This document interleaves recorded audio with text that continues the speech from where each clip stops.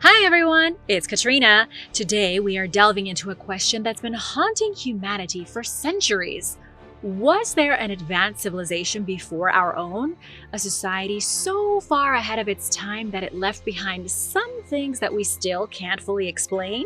This is a journey into the unknown that could change everything you thought you knew about our planet's past. So grab your flashlight and let's go. The Underground Realm. What if evidence of an ancient civilization is right beneath our very feet? The myths of lost societies buried under mountains and alien bases under New Mexico could be pointing to something that scientists don't want to admit. Let's first take a trip to Nushabad, an underground city located in modern Iran. The walls are strangely smooth and cold to touch. Part refuge, part tourist site, Nushabad has been around for centuries. It's a labyrinth of underground tunnels, vaulted chambers, and hidden secrets. In English, Nushabad means city of cold, tasty water. According to myth, a Sasanian king was wandering through the area one day when he stopped to have a drink from a local spring. The water was so refreshing and clean that he ordered an entire city to be built around the spring. That's how Nushabad got its name. In truth, nobody knows exactly how the underground city got started. It is in a desert, a place that becomes unbearably hot during summer months. It's possible the underground city started as a way for humans to take refuge from the heat. It's also possible that the city began much earlier, and that what remains today is a remnant of a forgotten civilization's foray into deep world living. There is almost no recorded history of Nushabad until around the 13th century. That was when the Mongols invaded Iran, and people fled into the underground caverns for safety. After that, the underground city kept being used as a hiding place during invasions. On the other side of the world, in New Mexico, the sleepy town of Dulce is said to be home to an alien base. Dulce has about 3,000 people living in it. It's the headquarters of the Jicarilla Apache Nation. And since the 1980s, conspiracy theorists have claimed it is home to underground tunnels and extraterrestrials. One of the most vocal supporters of this theory was Paul Benowitz, a physicist and inventor with some wild ideas. Paul claimed he had discovered the base himself, and that it was definitely filled with aliens. But what is their plan? Are the aliens developing advanced technology? Are they working with the government? One theory is that they are trying to gain control of Earth. That feels a little nefarious. There are rumors of an alliance between the human governments and the alien inhabitants underneath Dulce. But are they really aliens? Or could they be all that remains of an advanced society of underground people? Dulce isn't the only place surrounded by these kinds of strange myths. Stories of underground realms occupied by monsters and deities have been around since humanity started. The Greeks called the realm Hades, the Maya called it Xibalba. Christianity took the idea of an underworld and turned it into a place of fire and brimstone known as hell. But in a lot of ancient religions, the underworld was a real place occupied by the gods, often buried underneath a mountain. What if these underworlds were based on real underground realms where aliens lived? Maybe there was an advanced civilization on the planet, and for whatever reason, they chose to dwell beneath the earth. And what if ancient heroes sometimes stumbled upon the entrances? In the Epic of Gilgamesh, an ancient poem from Mesopotamia written about 4,100 years ago, that's precisely what happens.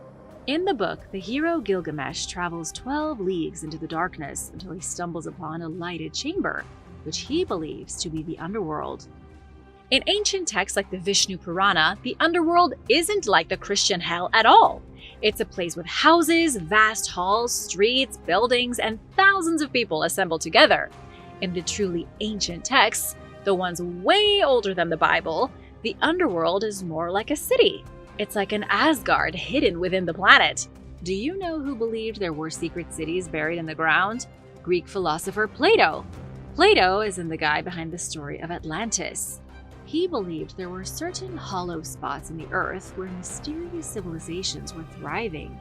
Plato also wrote that these hollow parts of the planet were connected by subterranean channels. This is remarkably similar to what the Inca of Peru believed. In Inca legends, there are vast cities underground connected by a crisscrossing network of tunnels. The Inca said the cities were all around the globe. They weren't just under Peru. They were scattered across the whole of the planet. When the Spanish conquistadors arrived in Peru, they heard rumors that the Inca held their gold reserves in secret subterranean tunnels. These were corridors that extended far below their cities. I'm talking miles and miles of tunnels. Plus, the Inca supposedly said the tunnels had been around before their civilization started. The tunnels were thousands of years old. You can find examples of reptilian bases, troglodyte races, underground giants, and strange subterranean domains in almost every culture. So what do you think is really going on beneath our feet? And now for a quick break, but first, it's shout-out time. I want to give a big thank you to Joaquin Morro for the generous super thanks. We couldn't do it without viewers like you. If you are new here, be sure to subscribe to join the Origins Explained family. Atlantis of the Sahara. The Eye of the Sahara is a geological mystery that's more than meets the eye. Get it? The Eye of the Sahara is more than meets the eye. Anyway, some say it's an impact crater. Many believe it to be the real-life location of Atlantis. The Eye of the Sahara is hard to miss. It's so big that astronauts can see it from space. In the 1960s, the Gemini astronauts used the humongous feature as a landmark to know where they were looking on the planet. It's huge, 30 miles in diameter. It looks like ripples frozen in the Sahara Desert. It also sort of looks like a crater. It looks a little bit like how Plato described Atlantis more than 2,000 years ago. The Sahara is a big place, so I should be specific in saying that the formation is located in the nation of Mauritania. It's also sometimes called the Reichat structure, since Eye of the Sahara doesn't sound very scientific. When scientists first started investigating it, they weren't entirely sure what it was. Their initial belief was that the formation was made by a meteorite hitting the planet. However, more recent studies have shown that the formation dates to roughly 542 million years ago. It also most likely wasn't a crater initially, but more like a dome. It would have been a huge bubble of rock. So where does the theory of Atlantis come into play? Is this a geological feature or a remnant of an advanced civilization? Let's dig into the writings of Plato for a minute. In 360 BC, Plato detailed the adventures of a wise man named Solon. This is the origin of Atlantis, the full and unabridged version. Pay very close attention here and then let me know what you think. When Solon's travels brought him to Egypt, he encountered a mystical priestess. It was the priestess who told Solon of a great civilization where her people had fled after a global cataclysm. The priestess had belonged to that civilization. She had been in the capital city, which was lush with exotic plants and fascinating animals. The city of Atlantis, the priestess's original home, was encircled by moats of water and rings of land. Each ring of land was a section of the city, with shining skyscrapers reaching towards the clouds. This description of Atlantis matches the Eye of the Sahara. Atlantis was a city built of concentric circles, and the Eye of the Sahara looks like a whole bunch of concentric circles. It's honestly uncanny. The priestess went on to say that her city was destroyed by a flood, and only a handful of survivors managed to escape. Some of the survivors arrived in Egypt, where they may have become the earliest pharaohs. This all happened 9,000 years before Plato was ever born.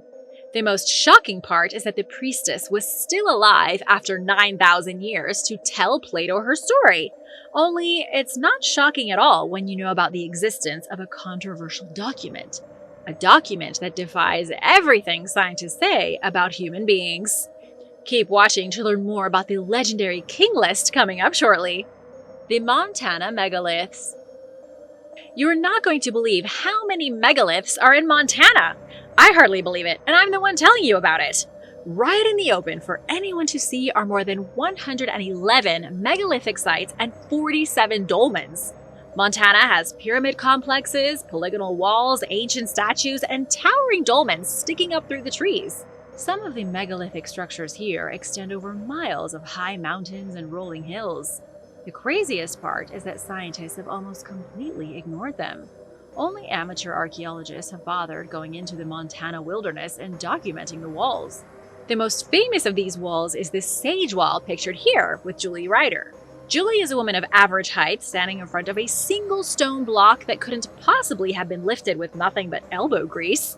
Look at how big and thick the stone is. And notice how the wall stretches on behind her, positively massive. Did you have any idea that such a thing was hiding in the United States? It's incredible, and a little shocking that it's such a secret. I should mention that scholars, archaeologists, geologists, they all believe the Montana megaliths are natural formations. And even though some of them look like they could be natural, the walls not so much. Now look at this image from the ancientconnection.com. Does that look like a natural formation to you? This stone dolmen appears to be in someone's backyard, since in the picture you can see a house in the background. And here's another picture of Julie Ryder, this time at the Evergreen Dolmen. Someone, a very long time ago, put that capstone above Julie's head. For anyone watching who has been to the Montana megaliths, did you feel like these megaliths were built by an ancient civilization, or were they made by Mother Nature? Let us know in the comments. The extinct hominids smarter than humans. An extinct race of hominids has been discovered in South Africa that looked like us, behaved like us, but had much greater intelligence than us. Scientists are saying these hominids were geniuses. Their brains were so big, they would make you and me look like a couple of monkeys at the zoo by comparison. But is it true? Just how smart were these prehistoric people? To understand, let's go back in time to the autumn of 1913. When two farmers came across hominid skull fragments while digging a drainage ditch in Boskops, about 200 miles from the coast of South Africa. The Afrikaner farmers brought the skull fragments to the Port Elizabeth Museum, where Frederick W. Fitzsimons took an immediate interest. So did S.H. Houghton, one of the top paleontologists on the continent. At a meeting of the Royal Society of South Africa in 1915, the scientists gave their reports on the mystery skull fragments. They claimed the cranial capacity must have been enormous. Their calculations of the skull gave it a minimum figure of 1,832 cubic centimeters. That's probably not a unit of measurement you're used to hearing. Let me straighten it out for you by saying the Boskop skull was 25% bigger than the skull of a Homo sapiens. It was huge, way bigger than your skull. And you know what they say, big skull, big brain. In 1915, this was too shocking of a revelation for the scientific community to handle. There were a lot of people uncomfortable with the thought of giant-brained folks wandering around the plains of South Africa in the not-so-distant past. The difference in the cranial capacity between the Boskop creature and a modern human is greater than the difference between humans and Homo erectus. 25% is absolutely wild with something like skull size. Scientists began coming up with ways to discredit the discovery. Maybe not discredit, but certainly explain away. They said the Boskop skull was an aberration. It was a one-of-a-kind accident of nature. Some scientists even blamed its size on hydrocephalus and other diseases. Just when it seemed like scientists might make the pesky big brain mystery vanish, the unexpected happened. More of the skulls were found, and they all had huge cranial cavities. Make no mistake, this was a race of humans who lived in prehistory. When, I can't tell you because nobody knows. It's the one thing that scientists haven't been able to figure out. The oversized skulls could be 10,000 years old or 200,000 years old. I'm not sure what's more bizarre, their oversized skulls or their childlike faces.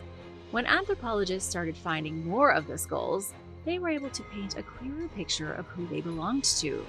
These people had small, childlike faces. It's a real evolutionary phenomenon known as pedomorphosis. The term describes an adult keeping their juvenile features. Scientists say that this kind of thing happens during rapid evolutionary changes. For example, sometimes an amphibian will keep its gills even when it's fully matured and no longer needs to breathe in the water. Even humans have faces similar to immature apes. Out of all of our primate friends, we are the most pedomorphic of them all. It's why some people have baby faces even when they're grown adults. Big brains, baby faces, seriously ancient.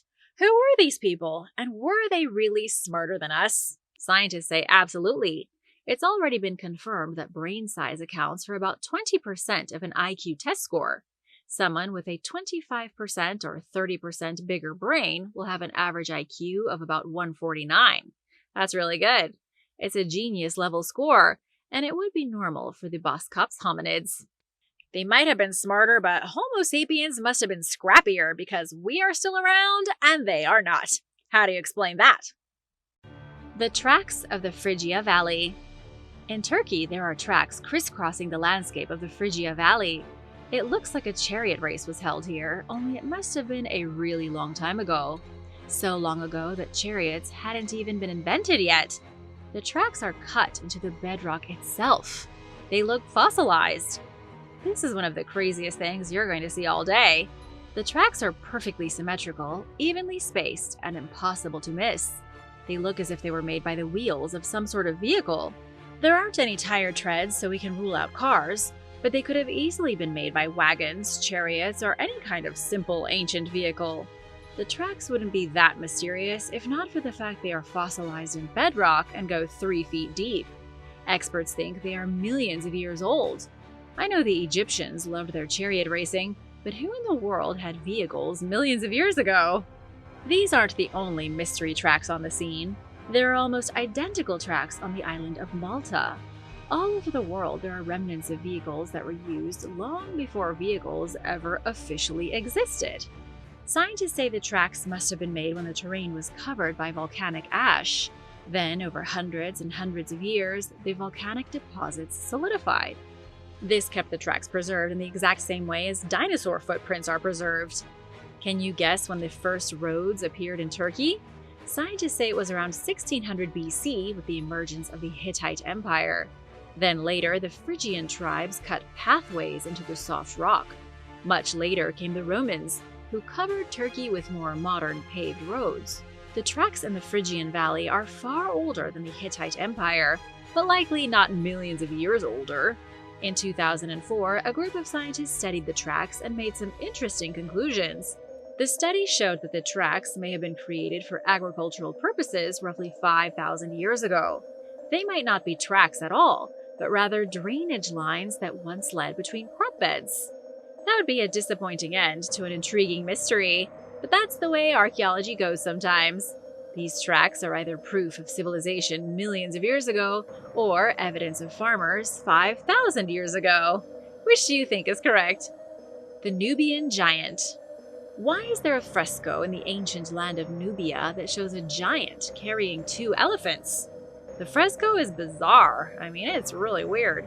The giant is carrying the elephants like a man might carry a pair of rabbits that he's about to roast over a fire. Could this be proof that giants once roamed the lands of Egypt and Nubia? The fresco can be found amidst one of the highest concentrations of pyramids in the world. As you might know already, Nubia and Egypt were extremely close in ancient times. Sometimes they were at war. Sometimes the Nubians ruled Egypt, and sometimes the Egyptians ruled Nubia. The ancient city of Meroe is home to roughly 250 pyramids. Because Nubia and Egypt were so close, they shared cultural similarities. For example, they both built pyramids as giant tombstones for their monarchs. From the 3rd century BC to the 4th century AD, the Meroe pyramids were tombs for members of the royal family, those who ruled the kingdom of Kush. There are 3 cemeteries in the city with thousands of graves spread between them. Some of the pyramids are small and may have been burial monuments for the wealthy. The bigger ones were for the royals. In 1821, French scientist Frédéric Caillat set about studying the pyramids of Meroe. It was Frédéric who first laid eyes upon the fresco of the giant carrying 2 elephants over his shoulders. The person in the fresco appears ordinary. They are portrayed naked, without anything special to indicate they are a god or a mythical being. They're just an ordinary person, one strong enough to carry elephants. Another weird thing about the fresco is the giant's features. They don't look traditionally Nubian. They don't even look Egyptian. In fact, his hair isn't even black. He has blonde hair, and his facial features look more Caucasian than anything. This giant wasn't of Nubian descent. Here's a little piece of history they don't teach you in school. Roman historian Josephus Flavius wrote something down in 79 BC that I think is going to surprise you. He wrote that the last of the Egyptian giants died during the reign of the biblical Joshua, who lived in the 13th century BC. Josephus gave a detailed description of the Egyptian giants. He said they had large bodies with faces that were human yet different from regular-sized people. He also said they were amazing to look at, but horrifying to listen to. When they spoke, they sounded like roaring lions. Somewhere out in the Egyptian desert or in the shifting sands of Sudan, there could be bones of real biblical giants. Limestone pavement or natural formation? There is a very strange place in Ireland known simply as limestone pavement. It's a vast patch of what looks like limestone pavement. It looks like an overgrown parking lot, or maybe an airstrip at an airport. The site is located in the Burren, County Clare, and while a lot of people think it looks like the remnants of an ancient road from an advanced civilization, scientists say it's natural. I want you to be the judge of what's what. There's one thing for sure, the landscape of the Burren in Western Ireland is stunning. The shapes and patterns are not typically seen in nature, which makes them baffling to look at. The limestone has an incredible geometric quality to it. It's flat, cut into squares like paving stones, and said to be rather powerful. Powerful as in supernaturally powerful. When nomadic hunter-gatherers came upon this place thousands of years ago, they weren't sure what to think of it. They were used to wild forests and wolves. The limestone pavement was unnatural, and so it became a sacred site for them. There are many archaeological treasures in the area. There are prehistoric settlements nearby, and the Polnabrone portal dolmen isn't far either. This is how scientists have explained away the mystery. They say that after millions of years, a combination of ice, water, and wind created the natural wonder. Solid limestone was gradually eroded in such a way that it dissolved into what looks like a huge paved road. Of course, what other conspiracy theorists believe is that it could be an advanced civilization millions of years ago who paved over the whole area, and what we're seeing today is the last bit of it being eroded to nothing. The giants of old. There isn't a text more convincing of an antediluvian civilization than the Book of Giants. It isn't technically part of the Bible, seeing as it's considered apocrypha. In other words, it's one of the Bible's banned books. It was deemed too heretical to be included in official scriptures. The church deemed it not inspired by God. But it is still a religious book, one that was written an estimated 2,200 years ago. The Book of Giants is all about what the world was like pre-flood. It details the various races that populated this planet before God flooded it. The book also gives the specific reasons that God had for flooding the planet in the first place. It wasn't just to get rid of humans. What God really wanted was to get rid of the others. Ominous, I know. The others are a reference to the most despicable beings the world has ever seen. Some think they were aliens. Others say they were mutant humans. But most believe they were, as the Bible claims, sons of angels and human women. Hybrid angelic beings that turned into monsters. Some of the most impressive copies of this book were found among the Dead Sea Scrolls. Together with the Book of Enoch, the volumes paint a clear picture of the birth of giants. The books take their inspiration from the Book of Genesis, which briefly touches on the flood and creatures known as the Nephilim. Their story is what has convinced many that there was once an ancient civilization before us. The story starts with the Watchers, angels of God sent to the earth to teach and nurture humanity. Everything was pure in the beginning. The angels helped humans understand ethics. They took care of the planet and each other. But then the angels started getting a little evil. They found themselves attracted to human women, so they started breeding with them. The angels created a race of hybrid abominations that happened to be giants more than 10 feet tall. This breach of trust made God furious. From here, things spiraled way out of control. The Watchers and their giant kin, the Nephilim, started destroying the human world. They were immortal, brutal, and bloodthirsty. Things got so bad that God had to destroy everybody and start over again. That was why he sent the flood. What ancient alien theorists believe is that the Watchers were not actually biblical, but an alien race that descended from the heavens and did mix with human women, creating their own new race. Maybe when the aliens were done having their fun, they sent a flood to destroy the evidence of what they had done, and they abandoned their creations. Or maybe there was an asteroid impact that destroyed the Earth, as seen at Göbekli Tepe. The aliens could have left the planet for safety, leaving their half-breed giants to be washed away.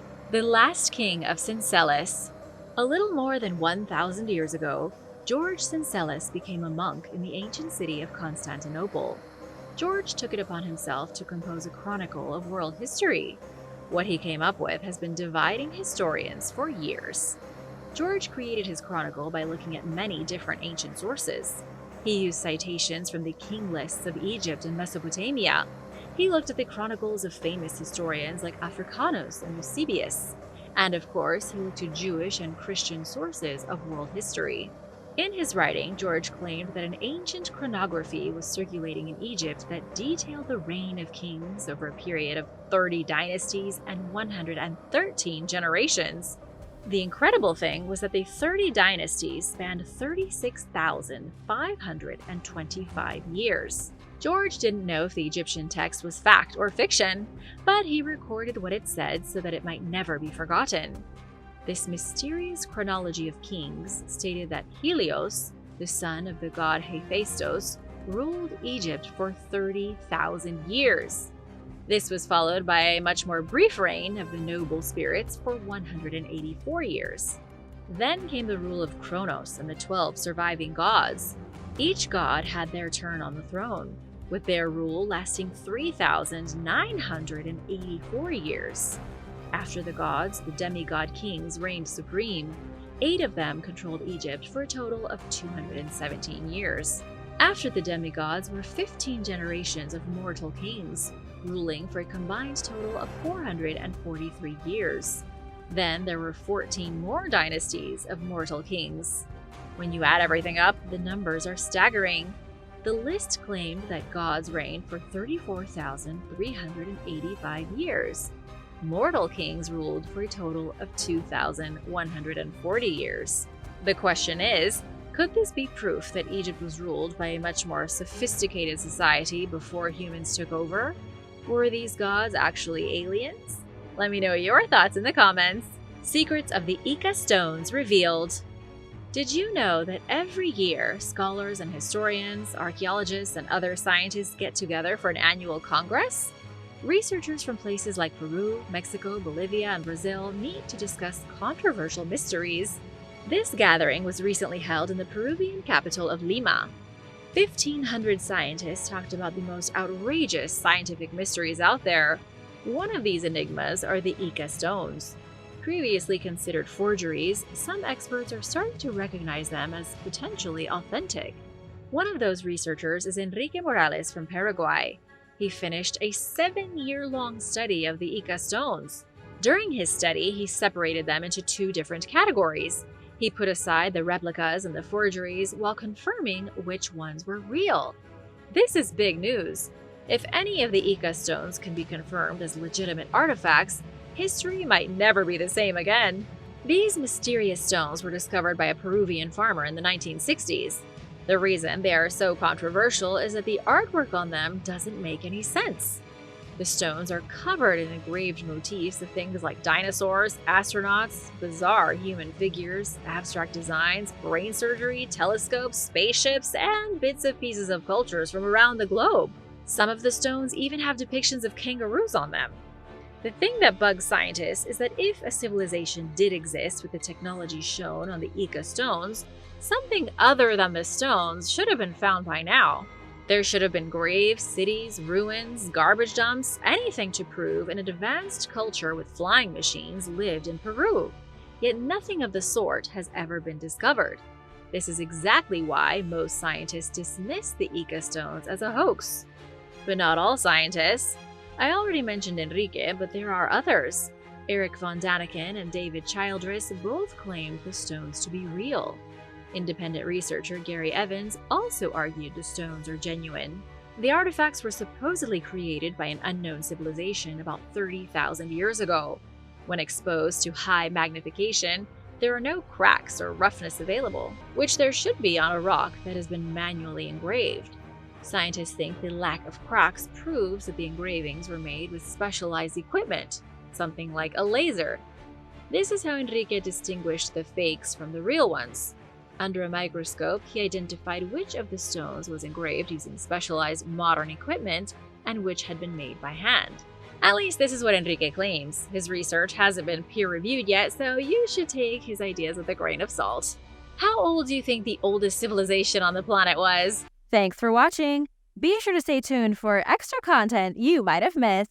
Spanish Stonehenge. Sometime between 4,000 and 7,000 years ago, ancient people living in what is now Spain erected the Dolmen of Guadalperal, a megalithic monument better known as the Spanish Stonehenge. The site consists of around 140 boulders arranged in a concentric circle and was likely used as a temple and a cemetery. Sadly, the dolmens were deliberately submerged in 1963 with the creation of the Valdecañas Reservoir, leaving the area's younger residents curious about the landmark that their elders spoke about.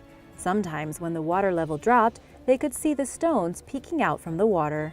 A drought in 2019 fully exposed the dolmen for the first time in decades. As awe-inspiring as Spanish Stonehenge was for those who had longed their entire lives to see it, the sight was also alarming.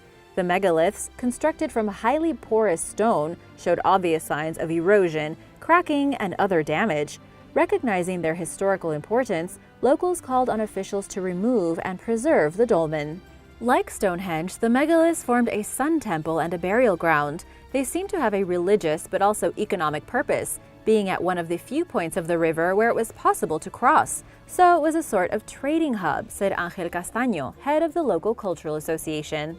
There are lingering mysteries surrounding Spanish Stonehenge, including the meanings of some of the megaliths' engravings. Even more alarmingly, the site's future also remains uncertain, as it appears that citizens' repeated outcries to save the site have gone unanswered by the Spanish government.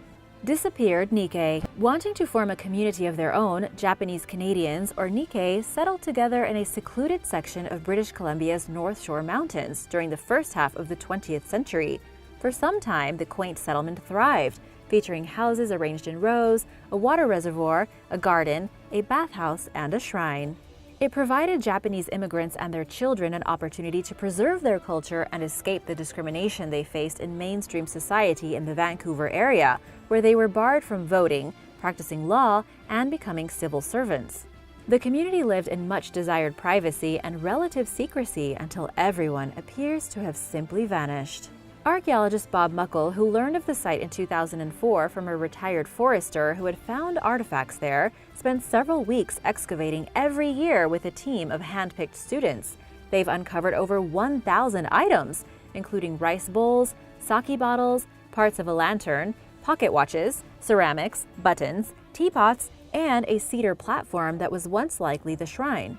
The team also identified the locations of 14 small homes, which likely housed between 40 and 50 people altogether. Muckle found documentation showing that a Japanese businessman once held the title to a parcel of land next to the village, where a logging camp was located. Although the area's trees were largely harvested by 1924, he believes that the secret community's residents remained there longer. In fact, Muckle believes that people remained in the village until World War II, even though he admittedly has not unearthed any artifacts dating past 1920. Regardless of when the villagers left, one thing is clear: they left in a hurry. Chances are, Muckle says, they were arrested or sent to road camps amid World War II-era anti-Japanese sentiments. Lost Beatles footage. When the Beatles performed their song Paperback Writer on BBC's Top of the Pops television program in June 1966, the network failed to record the show. It was the band's only performance on the show, and until early 2019, it was widely believed that the live appearance was lost to history. That year, an 11-second clip from the show surfaced from a collector in Mexico, who acquired the footage from a family from Liverpool. Shortly thereafter, news surfaced that one Beatles fan named David Chandler had recorded part of the show by aiming his 8mm camera at the television screen, capturing 92 seconds of the performance. The video sat in Chandler's attic for the next half-century until he handed it over to Kaleidoscope after hearing about a campaign to recover lost performances. Both clips are silent, but Kaleidoscope remastered the footage and synced it to the song's audio, bringing modern-day fans as close as they'll probably ever get to experiencing the performance firsthand. The show was filmed during the last year the Beatles toured. They reunited later in 1969 when they emerged on a London rooftop unannounced and gave their final live performance. And now for number 6. But first, want to say a big thank you to all of our subscribers for supporting this channel and coming to hang out in our corner of the internet. Big shout out to Mayra Reyes and Jennifer Dimer. Thank you! If you are new here, be sure to subscribe before you leave. We have lots of videos coming up. Christ mock. While clearing an elderly woman's house for sale in the town of Compiègne, located north of Paris, an auctioneer named Philomene Wolff noticed a valuable Renaissance painting that had hung inconspicuously on the wall for years. But even she did not suspect that the artwork was created by the 13th century painter Cimabue. He was also called Cenni di Beppo or Cenni di Peppi and was quite a master. The painting depicts the mocking of Jesus Christ that occurred in the hours leading up to his crucifixion. Incredibly, it was in good condition, despite having been placed over a hot plate. Who knows how long they'd been cooking right under it? You rarely see something of such quality, Wolff told The Guardian, adding, "I immediately thought it was a work of Italian primitivism, but I didn't imagine it was a Cimabue." At first glance, the painting is nothing special. Measuring just 7.9 by 9.4 inches, it's rather small. But thanks to Wolff's keen eye for masterpieces, it did not end up going to the dump, where anything the woman could not sell was going to go.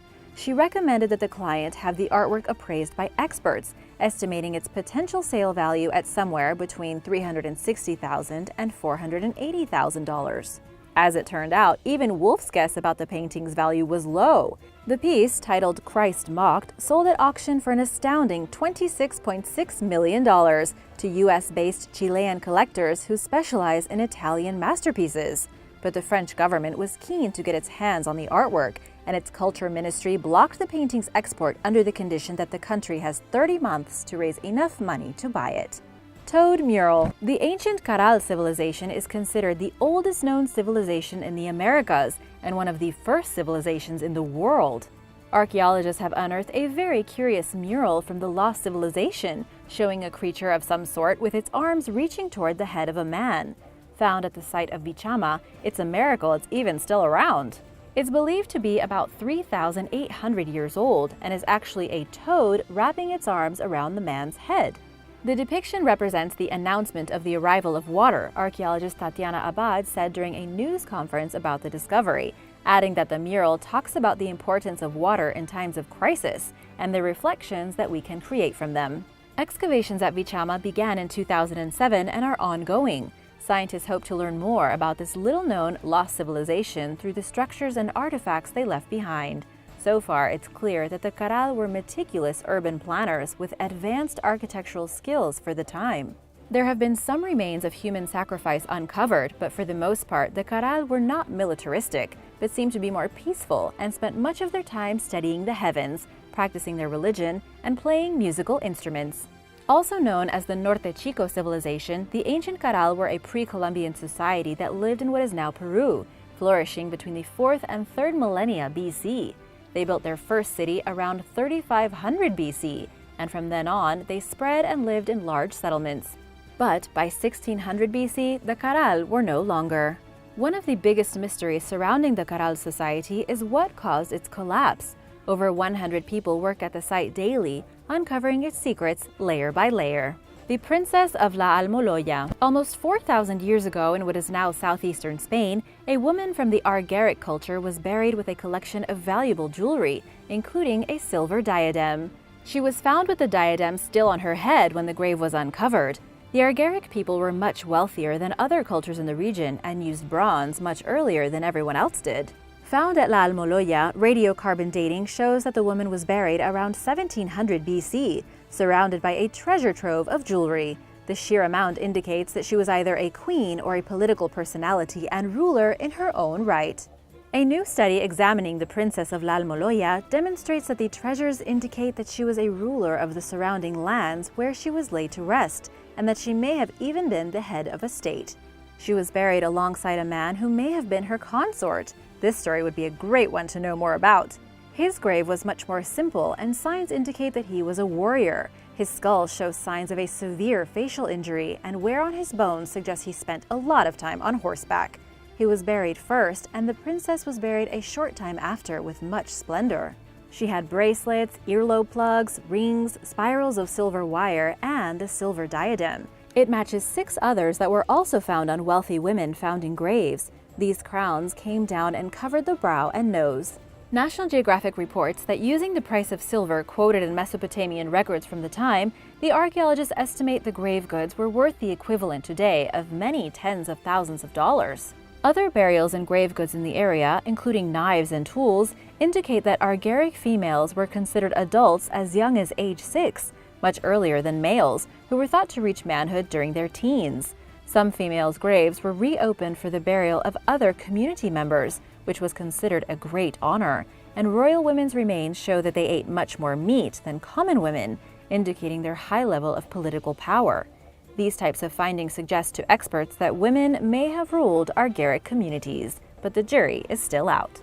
Lost Middle Stone Age site. The region surrounding Kenya's Lake Turkana is a hotbed for fossils left behind by early hominids who lived between 1 and 7 million years ago, including the first members of the Homo genus that we are all members of today. Oddly, however, Middle Stone Age sites dating back between 300,000 and 50,000 years ago are conspicuously lacking in the region. This is the time when modern humans first arose, and there is evidence that they passed through here at some point based on the tools they left behind. Here's where things get interesting. The only documentation of a Middle Stone Age site in Turkana is a PhD dissertation by a graduate student named Allison Kelly, dating back to the early 1990s. Unfortunately, Kelly passed away, and the site's exact location was lost until 2015, when archaeologist Catherine Ranhorn set out to find it. Using Google Earth and Kelly's hand-drawn maps, Ranhorn identified a potential site and mapped the coordinates. She drove to the remote location, feeling uneasy about her guess. Lo and behold, she encountered a site riddled with stone tools, along with 4 rusty nails just like ones that Kelly had found during her own excavation years earlier. Ranhorn recalled the discovery's excitement in an interview with Discover magazine, stating it was like reconnecting with Allison Kelly and carrying on the research that she did. Excavations picked up literally where they had left off so long ago. Sorceress Kit. New discoveries are constantly being made at Pompeii amid ongoing excavations of the vast site, which was buried in ash when Mount Vesuvius erupted in 79 AD, leaving it virtually frozen in time. In 2019, archaeologists working in the Garden House in a section of Pompeii found the remnants of a small wooden box that had rotted over time, with only its bronze hinges surviving. The box's contents consist of around 100 small items that archaeologists said relate to the female world, including tiny skulls, little dolls, 2 mirrors, necklace pieces, buttons carved from bone, carved scarab beetles, crystals, and miniature phalluses. A press release detailing the peculiar discovery stated that the items may constitute a sorceress kit of sorts, for fortune-telling or to bring good luck. They may have been used in some type of ritual revolving around fertility, pregnancy, omens, or seduction. It's likely that the kit's owner was an inhabitant of the house where it was found, and that they were unable to take the objects with them when they fled, or attempted to flee. Massimo Ossana, Director General of the Archaeological Park, said that researchers are working to better understand the kit's meaning and significance. He believes that a servant or slave of the household owned the items, since the team did not find anything particularly valuable among the trinkets, like gold or precious objects. The remains of several people were found within the home, possibly including the box's owner. Scientists announced that they are attempting to determine the individual's kinship ties through DNA analysis, and that the sorceress kit would be cleaned, preserved, and put on display at the Palestra Grande at Pompeii. 10-million-year-old teeth. In recent years, the discovery of 2 prehistoric hominid-like teeth sparked controversial news headlines claiming that the artifacts stand to rewrite human history. The 9.7-million-year-old chompers, a canine and an upper molar, were discovered in Eppelsheim, Germany in 2016. They resemble the teeth belonging to Lucy, the famous fossilized Australopithecus afarensis specimen and an ancestor of early humans. But these teeth are 4 million years older than Lucy, and as a result, some reports misconstrued the discovery, claiming that mankind may have evolved in Europe rather than Africa. This simply isn't the case, as National Geographic pointed out in an article cautioning readers against sensationalizing the find. Researchers admitted that the teeth resemble some extinct relatives of modern humans, but they weren't so quick to assume that the discovery meant that we originated out of Europe. We want to hold back on speculation, study leader Herbert Lutz explained in a ResearchGate interview, adding that what these finds definitely show us is that the holes in our knowledge and in the fossil record are much bigger than previously thought. It's a complete mystery where this individual came from and why nobody's ever found a tooth like this somewhere before. One possibility is that the European hominid evolved separately but similarly to African hominids, resulting in their similar tooth shapes. Known as convergence, this is an evolutionary phenomenon when two creatures independently develop similar features over time. But until they know more about the ever-present gaps in the human family tree, all scientists can do is speculate. Thanks for watching! Which discovery was your favorite? Which one would you like to learn more about? Let me know in the comments below, and be sure to subscribe if you haven't already. See you soon! Bye!